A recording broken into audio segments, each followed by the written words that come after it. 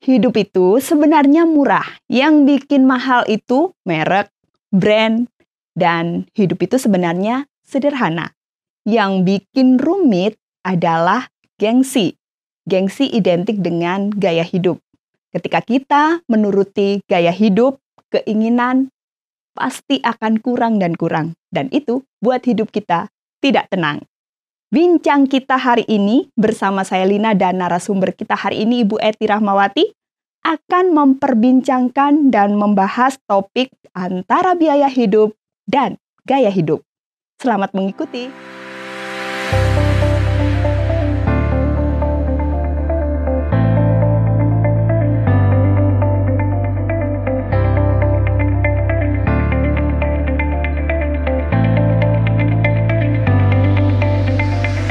Ya Sobat, salam jumpa lagi ya di program Bincang Kita, bercakap bersama, mencari makna.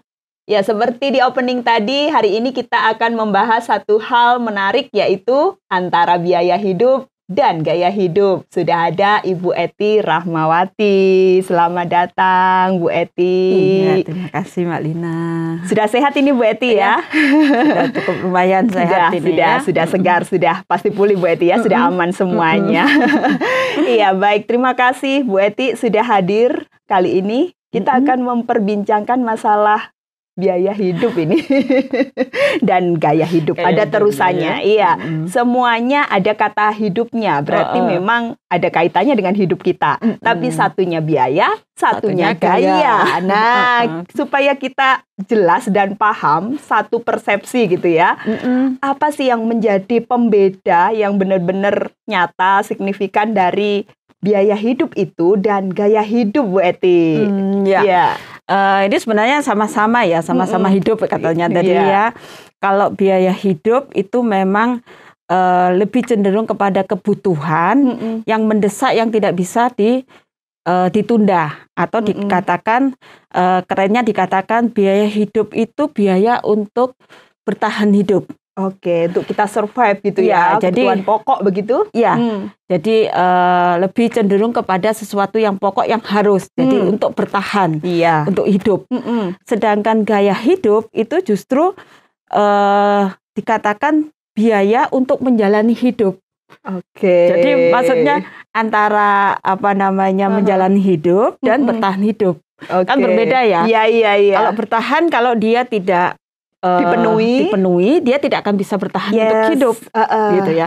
Tetapi kalau menjalani hidup, dia bisa saja tidak menjalankan itu, tapi dia tetap akan hidup. Oke, menarik sekali ini. Penjelasannya singkat tapi cukup menarik dan rasanya mudah dipahami ya. Satunya benar-benar harus dilakukan, harus dipenuhi untuk kita bisa hidup. Satunya boleh di skip kok, artinya boleh ditiadakan kalau nggak ada duitnya, nggak ada budgetnya gitu ya. Nah, tapi masalahnya Bu Ety, berkembangnya zaman, teknologi berkembang. Akhirnya kebutuhan pun berkembang nih. Kalau dulu kita bilang internet Bu Ety, itu mewah dong. Tapi sekarang apalagi pandemi, itu kebutuhan toh. Anak sekolah butuh internet. Bekerja WFH butuh koneksi internet. Kita jualan gitu ya, online segala macam, apalah ibadah bahkan semua online. Menjadi kebutuhan. Tapi yang menjadi masalah kan dengan terpaparnya internet kan kita scrolling medsos, iklan semua di situ. Makanan, makanan, pakaian, terus apa lagi? Skincare, elektronik kalau bapak-bapak. Nah, itu kan mempengaruhi Bu Ety pasti. Keinginan-keinginan itu yang akhirnya mau nggak mau orang berusaha memenuhinya, padahal itu bukan kebutuhan. Gimana nih Mbak Bu Ety? Nah, itu gaya hidup ya, berarti yang sebenarnya tidak harus dipenuhi karena itu tadi gaya hidup itu adalah untuk menjalani hidup. Meskipun tidak dilakukan, itu hidup akan tetap berjalan gitu ya. Nah, biasanya memang kita saat ini, tadi dikatakan Mbak Lina, internet itu memang menjadi kebutuhan pokok, bukan lagi sebagai kebutuhan primer, sekunder ya, yang harus mewah, yang bisa tidak pakai gitu. Tapi sekarang memang itu menjadi kebutuhan wajib yang harus ada dalam diri hampir setiap orang ya, karena anak-anak sekolah juga memakai itu. Nah, untuk mengatasinya sih memang kita harus tertib gitu ya. Tertibnya kita tertib dengan kebutuhan internet itu bagi kita adalah untuk misalnya kalau untuk yang bekerja mencari data, untuk melakukan pekerjaan lewat online. Kemudian kalau anak-anak sekolah itu untuk belajar. Kemudian kalau orang-orang yang khusus untuk beribadah misalnya ya. Itu sesuatu yang sebenarnya banyak sekali kebutuhan internet itu yang bisa dipakai. Bukan hanya untuk melihat apa tadi iklan-iklan yang banyak itu. Tapi memang pengaruh itu cukup kuat gitu ya. Tak terhindarkan. Oleh sebab itu sebagai pribadi kita harus bisa memilah. Jadi kalau kebutuhan itu untuk kita beribadah, untuk kita bekerja, untuk kita hanya mencari data, untuk kita belajar, itu ya kita lakukan itu dengan waktu yang terbatas. Sesuai porsinya. Ya, kan nggak sepanjang hari kita harus buka semua internet itu sepenuhnya, tapi kita harus punya waktu yang memang alokasi waktunya tepat gitu ya. Kemudian yang kedua, memang nggak bisa dipungkiri, kadang-kadang saya juga kadang terpengaruh gitu ya. Kayak anak-anak kerja, twing, ada iklan. Iklan, wah saya pengen deh gitu. Masa sih saya nggak bisa beli gitu. Kadang-kadang kan itu muncul itu gangguan itu muncul. Satu hal yang mungkin bisa kita lakukan adalah pada saat kita kepingin, bisa saja kita klik, saya beli ini. Tapi jangan langsung dibeli, jangan buru-buru membeli gitu ya. Jangan di-check out dulu lah. Masuk keranjang aja gitu. Nah, itu yang mungkin menjadi trik ya buat kita ketika kita menginginkan sesuatu di tengah-tengah kesibukan kita, karena kalau kita sibuk dengan sesuatu yang lain, biasanya nggak fokus karena kita nggak fokus ke belanja itu tadi. Gitu. Cuman karena ini tingnya masuk, akhirnya kita terpengaruh, kemudian kita masukkanlah ke keranjang. Ketika kita sudah mulai enak, sudah mulai santai gitu ya, kita coba lihat, bener nggak kita butuh. Nah itu juga bisa menolong ya dari sisi supaya kita tidak terlalu kebablasan dengan teknologi tadi. Akhirnya jatuhnya. Menarik ya. Jadi boleh-boleh aja kok. Misalnya ada barang yang kiranya kayaknya nanti suatu saat aku perlu nih. Kita masukkan keranjang aja dulu. Tapi jangan cepet-cepet dong. Langsung aksi gitu kan. Bayar. Langsung dibayar. Gitu. Iya. Karena mungkin saja ketika kita masukkan keranjang, buat apa gitu kan. Terus kita bisa berubah pikiran dan lebih bijak gitu ya Bu Eti. Suatu saat kita lihat lagi, ternyata saya nggak butuh. Nah, bisa itu. Betul. Itu. Sobat itu ya. Itu tips menarik dan sangat mudah untuk kita kerjakan. Kita boleh masukkan keranjang, tapi tunda dulu deh. Kita lakukan transaksi, jangan cepet-cepet gitu ya. Jangan instan kita melakukan pembayaran. Nah, Bu Eti, memang internet tidak mau, suka atau tidak suka, tidak bisa dong kita naif. Aku nggak butuh internet, nggak mungkin. Pasti ada. Dan itu tadi, kalau kita terganggu dengan iklan-iklan, kita bisa ada trik dan tipsnya. Nah, ada masalah lain nih yang mengganggu kita juga untuk kita memiliki keinginan-keinginan yang banyak. Akhirnya gaya hidup kita meningkat. Selain pengaruh dari iklan atau dari medsos, kira-kira pengaruh apa lagi Bu Eti yang bisa men-trigger, memicu kita untuk kita berlaku konsumtif? Ujung-ujungnya gaya-gaya tadi. Memang manusia Indonesia, terutama para wanita kebanyakan gitu, lebih suka itu hidup dalam kelompok. Nah, hidup dalam kelompok ini itu yang memacu biasanya menjadi gaya hidupnya ikut kepada kelompoknya. Nah, ini ini yang membuat seringkali dalam diri kita sulit memilah gitu ya, karena kita itu suka berkelompok. Kemudian kalau ada salah satu di antara kelompok itu lebih dari kita, pasti kita kepingin ya kayak gitu ya, seperti dialah gitu ya. Kok dia punya ya? Ya itu memang bisa mempengaruhi. Itu pengaruh yang mungkin jauh lebih kuat karena kita hidup di tengah-tengah kelompok. Atau kan model-model sekarang di tingkat-tingkat kita yang sudah bekerja, biasanya kan ada kelompok-kelompok, misalnya teman-teman SMP, teman-teman SMA, alumni, grup WA. Grup WA. Iya. Nah, itu terlihat sekali bagaimana mereka saling berusaha menunjukkan, oh dulu saya seperti ini, sekarang saya seperti ini. Itu memang mempengaruhi. Iya. Nggak bisa dipungkiri dan nggak bisa disalahkan karena kita hidup dalam kelompok dan kita memang perlu bersosialisasi. Kita bukan orang-orang yang mungkin yang suka berindividu, tetapi kita adalah orang-orang yang suka bersosialisasi. Nah, itu memang pengaruh yang kuat yang membuat hidup konsumtif, gaya hidup kita jadi meningkat, berubah atau lebih gitu. Pasti kita lihatnya bukan yang di bawahnya dong. Pasti yang di atasnya pasti gitu, yang lebih dari kita. Nah, itu yang membuat sebenarnya seseorang itu menjadi gaya hidupnya berubah dari diri sendiri itu, atau juga karena gengsi. Nah itu kan kita seringkali termakan gengsi. Wong saya ini sudah, misalnya saya sudah sama dengan dia, saya sama-sama sekolah kayak dia. Kenapa dia bisa seperti ini kok saya enggak? Nah gitu.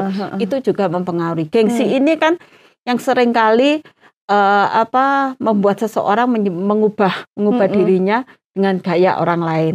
Atau juga karena kita dengan public figure, maksudnya kita punya kesan tersendiri kepada orang lain atau public figure. Yang mau seperti gitu mengidolakan public figure ini, saya mau seperti gayanya seperti dialah. Gitu. Itu juga mempengaruhi. Nah, itulah pengaruh-pengaruh dari diri sendiri yang sebenarnya harus kita kikis gitu supaya kita tidak menjadi konsumtif atau menjadi berubah gaya hidup kita gitu. Kalau terus-terusan dituruti nggak ada puasnya, kurang terus ya. Dan yang akhirnya yang dikorbankan juga bisa jadi keluarga karena memang budget yang terbatas dan lain sebagainya ya Bu Eti. Memang kita makhluk sosial ya, harus berinteraksi dengan yang lain, tapi itu tadi hati-hati, pengaruh sosial itu juga besar loh untuk keuangan kita. Iya Bu Eti, kalau kita terus-terusan menuruti gaya hidup yang nggak ada habisnya, pasti ada dampak-dampaknya. Bisa dijelaskan nih Bu Eti, kira-kira ada nggak sih dampak positifnya? Mungkin kalau ada bisa dijelaskan juga selain dampak negatif. Kalau kita mengikuti gaya hidup itu kan ada gaya hidup sederhana, gaya hidup mewah, ada gaya hidup yang lebih ya. Nah, itu kan pilihan. Ya, kalau dampak positif kalau kita mengikuti gaya hidup sederhana gitu pasti dampak positif gitu ya. Tetapi kalau kita mengikuti gaya hidup yang lebih dari apa yang kita miliki, pasti ada banyak dampak yang terjadi. Nah, itu khususnya sih dari sisi keuangan, karena gaya hidup itu memerlukan biaya kan. Betul. Bukan cuman bisa bergaya saja tanpa biaya, tetapi ada modal itu. Akan keluar biaya. Nah, itu yang akan memacu seseorang menjadi bersikap boros. Karena konsumtif tadi akhirnya menjadi boros. Nah, itu akhirnya mempengaruhi bagaimana masalah keuangan terjadi dalam kehidupannya. Betul. Otomatis kalau sudah begitu, dia tidak akan punya tabungan, tidak akan ada cadangan untuk sesuatu yang darurat ketika darurat, bahkan mungkin sampai kepada hutang dan pinjaman. Nah, itu yang mempengaruhi yang paling terlihat sangat mempengaruhi dari sisi negatif dari gaya hidup, karena gaya hidup yang memaksa gitu tadi. Jadi dia akhirnya tidak bisa mengatur keuangannya dengan baik, kemudian dia tidak punya cadangan ketika sesuatu terjadi dalam dirinya atau keluarganya, otomatis dia kan tidak punya tabungan atau cadangan untuk mengatasinya. Jadi akhirnya sampai kepada juga dia akan, karena konsumtif tadi bukan hanya untuk menangani hal-hal yang darurat, tetapi bisa jadi karena terlalu konsumtif akhirnya dia menghalalkan semua dengan cara berhutang. Atau mungkin bahkan kalau lebih parah, bahkan orang bisa korupsi hanya karena itu. Untuk ingin memenuhi keinginan untuk memenuhi gaya hidupnya. Tadi ya Bu Eti. Nah, itu yang dari sisi keuangannya. Kemudian bisa jadi karena dia berusaha memenuhi gaya hidupnya, akhirnya ada tekanan ya. Pasti ada tekanan. Dia hidupnya nggak nyaman gitu. Kebanyakan tekanan karena dia berusaha itu kan tertekan Iya pasti. Gak bisa apa adanya gitu hidup itu, karena menderita juga ya. Jadi ada tekanan-tekanan dalam dirinya yang memacu stres gitu ya, memacu stres sehingga kita lebih tinggi tingkat stresnya. Nah kalau sudah stres, akhirnya kemana-mana, stres, depresi, akhirnya ke hal-hal yang tidak baik yang akan terjadi. Juga akan mempengaruhi keluarga. Kalau sudah berkeluarga, pasti akan terpengaruh keluarga itu. Tidak akan harmonis lagi. Misalnya kita dengan anak-anak pun harus membatasi. Karena biasanya kalau orang tua mengalami masalah keuangan, otomatis kan kepada anak-anak pun banyak hal yang tidak bisa dilakukan. Bahkan emosi lebih tinggi gitu ya. Sampai pengaruh itu juga ya. Juga hubungan suami istri, kalau sudah bersuami istri itu akan terjadi ketidakharmonisan. Pasti ada masalah yang terjadi. Nah itu dampak-dampak negatif ya. Dari kalau seseorang lebih mengutamakan gaya hidupnya yang tidak sesuai dengan kemampuannya. Itu yang membuat orang menjadi stres, menjadi dari sisi keuangannya kacau balau, kemudian hubungan keluarga juga terganggu. Nah, kita sudah melihat banyak hal sisi negatif kalau kita terus mementingkan untuk kita memenuhi gaya hidup tadi. Banyak hal tadi dijelaskan Bu Eti ya, dari urusan finansial kita bisa dikejar-kejar ini ya, debt collector karena hutang, jantung deg-degan karena kan jatuh. Kalau orang yang jatuhnya deg-degan itu ada dua hal, kata seorang mbak Tuhan katakan, apa jatuh itu? Cinta sama jatuh tempo. Kalau jatuh cinta oke lah ya. Jatuh tempo ya. Jatuh tempo juga deg-degan gitu. Ya mengerikan juga. Cuman kalau itu berhutang untuk memenuhi kebutuhan yang pokok, misalnya properti atau modal usaha, oke mungkin ya karena sudah disesuaikan kemampuan. Tapi masalahnya banyak juga hutang-hutang yang hanya untuk memenuhi keinginan ya Bu Eti, yang akhirnya juga sakit sendiri. Nah sekarang kita bicara tips cara ini. Kalau kita sudah tahu dampaknya, kita sudah tahu sisi negatif dari ketika kita memenuhi dan ingin mewujudkan gaya hidup itu banyak sekali. Nah, gimana nih? Apa perlu sih Bu Eti alokasi keuangan keluarga itu kita atur sedemikian hingga gitu ya? Idealnya gimana? Apa ada persentase itu wajib? Bu Eti ini kan biasa mengurus dan memanage uang ya di kantor, Mbak. Di keluarga juga pasti oke dong. Nah, bagi tipsnya dong Bu Eti. Iya, memang sepanjang kehidupan kita memang kita harus belajar untuk memanage keuangan. Itu juga sangat penting dan sangat dibutuhkan. Baik itu sudah berkeluarga maupun masih jomblo gitu ya. Jangan ya. Jadi itu tetap harus kita berusaha untuk memanage dengan baik. Karena setiap manusia itu kan memerlukan biaya untuk hidup. Nggak bisa dong selama hidupnya kita hanya menadakan tangan kita pada orang lain, meskipun itu orang tua kita, gitu kan nggak mungkin. Pasti kita memerlukan biaya untuk kehidupan kita. Nah, untuk memanage kehidupan kita itu tentunya ada hal-hal yang harus kita pelajari, misalnya ya, kemudian bagaimana kita mengatur keuangan kita ketika kita mulai bekerja. Itu memang harus diawali ketika kita mulai bekerja, supaya ketika kita mulai bekerja jangan bilang itu kan nanti saya kan belum mau menikah, misalnya seperti itu.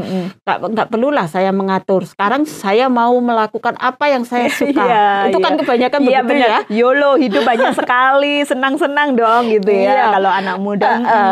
Cuman saya ingin supaya kita itu belajar mulai dari awal. Jadi mulai dari awal ketika kita mulai bekerja, mulai punya penghasilan gitu ya. Meskipun itu penghasilannya dari sisi online yang belum pasti gitu ya. Kadang-kadang biasanya kan belum tetap. Tapi cobalah kita belajar untuk memanagenya dengan baik. Apakah biaya hidup kita semuanya itu, apa penghasilan kita untuk kita pakai untuk hanya untuk makan, minum, itu saja? Kan enggak ya. Jadi kita bisa alokasikan misalnya 50%-nya kita pakai untuk biaya hidup kita. Sebenarnya biaya hidup itu murah. Kalau kita benar-benar hanya menunjukkan bahwa hidup kita itu makan. Seberapa sih makan orang? Makan satu hari 3 kali gitu ya. Paling sedikit 3 piring gitu ya. Dalam sehari. Kalau kita makan sederhana pasti nggak terlalu mahal. Kemudian bagaimana kita memakai pakaian gitu ya. Paling tidak kalau kita kerja 1 minggu 5 kali berarti paling enggak 5 kali ganti. Berarti harus ada 2 paling enggak ya. Jadi ada 10. Nggak usah terlalu banyak lah gitu dan ya. harus bermerek-merek yang mahal ya. Kemudian tempat tinggal, kita memang harus punya tempat tinggal. Nah, seperti itu sebenarnya murah. Hanya gayanya biasanya yang lebih membuat mahal. Karena kita nggak mau makan di pinggir jalan misalnya. Gengsi dong. Masa saya makannya di warung di pinggir jalan gitu. Nah, itu juga mempengaruhi. Nah, kemudian kita coba untuk mengalokasikan dari apa yang kita miliki. Misalnya 50% dari penghasilan kita pakai untuk memang benar-benar untuk biaya hidup kita. Yang perlu dicatat makan, itu ya. Sandang, kemudian papan. Ya, itu yang menjadi pokok dalam hidup kita. Nah, kemudian kalau kita biasanya memang dari penghasilan kita 10% itu jangan lupa 10% untuk perpuluhan. Ya, dikembalikan kepada sang pemberi ya. Atau untuk bisa juga kita pakai untuk memang kita punya komitmen untuk membantu orang lain. Itu bisa juga. Gitu ya. Kemudian 10% lagi bisa kita pakai untuk menabung. Jadi jangan menabungnya di bawah ya. Kadang-kadang orang bilang, nantilah kalau ada sisa, saya menabung. Itu tidak bisa. Jadi harusnya memang itu untuk menabung. Menabung itu bisa bentuk investasi gitu ya. Kemudian kalau sudah investasi memang bisa tidak bisa diambil sih kadang-kadang ya. Tapi ya kita cobalah untuk berusaha ke sana dulu. Kemudian 10%-nya kita bisa pakai untuk pendidikan. Maksudnya pendidikan bukan untuk anak-anak saja, tetapi kita mungkin yang bujangan, saya mau belajar. Nah, itu kan pendidikan, gitu mengupgrade diri sendiri. Pasti ada butuh biaya. Misalnya saya harus kursus, saya harus melakukan ini yang membutuhkan biaya. Itu perlu kita alokasikan. Ya, penting. Soalnya skill up juga itu. Nah, untuk masa depan kita, untuk yang masih muda ya. Tapi kalau untuk keluarga mungkin itu sudah fokusnya ke anak, untuk lain cerita nanti. Nah, kemudian 10% lagi kita bisa pakai untuk cadangan. Kalau tadi saya bicara tentang sesuatu yang darurat terjadi, yang tidak terduga, nah tiba-tiba sakit, tiba-tiba atau ya sesuatu yang kita tidak inginkan itu terjadi, nah kita ada 10% untuk cadangan. Nah, yang 10% lagi kita pakai untuk kesenangan kita. Adalah juga supaya kita udah stres, kerja keras kok enggak ada reward untuk diri sendiri. Tapi jangan lebih dari 10% lah. 10% idealnya. 10% untuk kita jalan-jalan, kita ngopi bersama teman. Jadi harus disesuaikan gitu.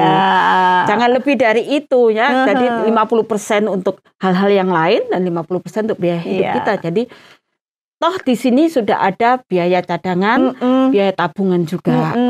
Dan ini bisa kita lihat bahwa di mana kita bisa memakainya kalau butuh. Kalau nggak butuh kan bisa itu terus tersimpan. Itu menjadi cadangan. Nah, itu caranya kita memanage diri kita sendiri untuk kita hidupnya itu biar lebih tertib gitu ya dari sisi keuangan, sehingga kita bisa melihat bagaimana akhirnya kita bisa ada tabungan, tapi hidup kita juga tidak susah-susah amat gitu ya, karena kita masih bisa jalan-jalan karena memanage-nya baik. Mungkin itu ya yang menjadi memanage. Mantap sekali kita. Oke, secara garis besar kita punya ya panduan hari ini, menarik sekali panduan prosentase untuk kita memenuhi kebutuhan-kebutuhan hidup kita, bahkan juga ada alokasi kok tetap untuk keinginan kita untuk kita bisa traveling barangkali atau sekedar ngopi dengan teman nongkrong, tapi tetap harus ada itu tadi kriteria prioritas gitu ya Bu Eti ya.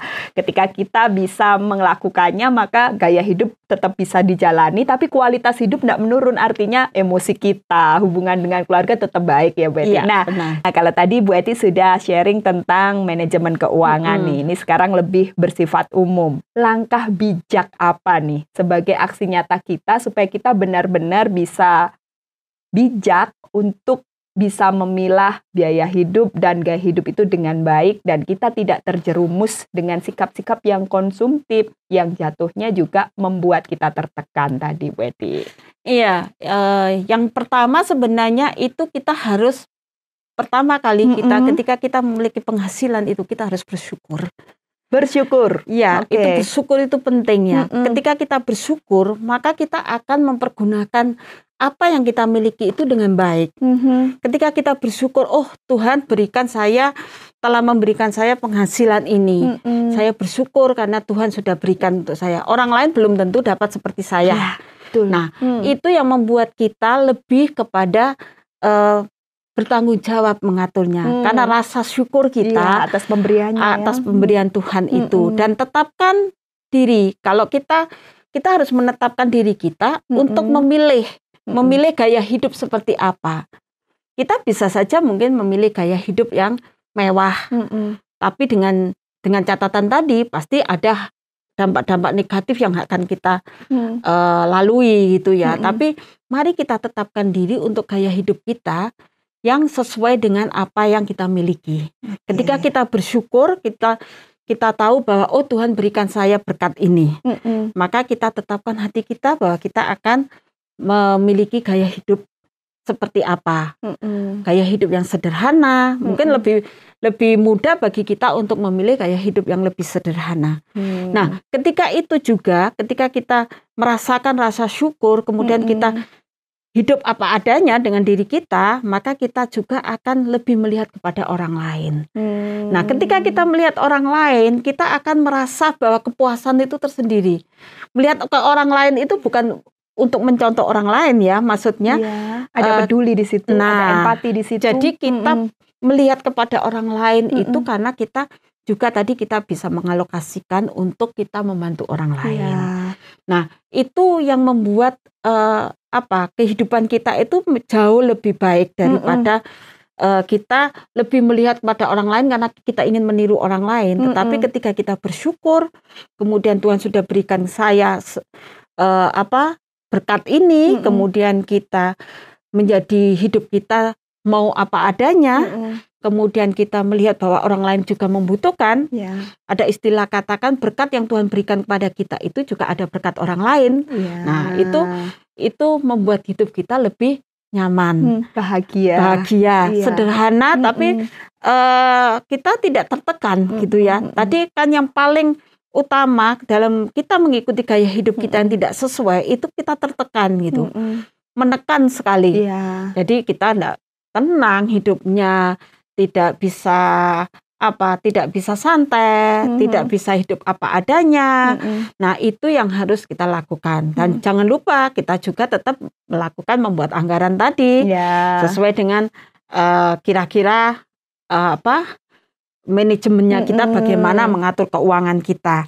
Nah, itu hal-hal yang sangat penting yang harus kita kerjakan, lakukan ya, terutama yang utama memang harus bersyukur dengan apa yang Tuhan, dan hidup apa adanya, nggak perlu lihat orang lain. Saya merasa nyaman ketika saya memakai baju yang hanya harga 30.000, saya merasa nyaman. Dan kenapa tidak? Kan nggak harus melihat orang lain, yang penting kan kenyamanan diri kita gitu. Itu penting. Oke. Thank you Bu Eti, lengkap sudah perbincangan kita terkait hal ini. Dan kita akan berjumpa lagi Bu Eti di lain kesempatan di program bincang kita di episode yang akan datang. Terima kasih. Sehat selalu Bu Eti ya, salam untuk keluarga. Terima kasih Mbak Lina. Sama-sama. Ya Sobat Bincang, menarik sekali perbincangan kita hari ini. Ingat, ketika kita menuruti keinginan dan gaya hidup kita, tidak akan cukup, akan terus kurang, dan itu membuat hidup kita tidak tenang. Tapi ketika kita bersyukur, maka perasaan itu membuat kita lebih bahagia, lebih tenang, dan kita lebih bisa melakukan hal-hal yang bijaksana terkait dengan manajemen keuangan dan memenuhi biaya hidup. Terima kasih atas kebersamaan Anda hari ini, dan kita jumpa lagi di episode-episode di minggu depan. Sampai jumpa dan salam sehat.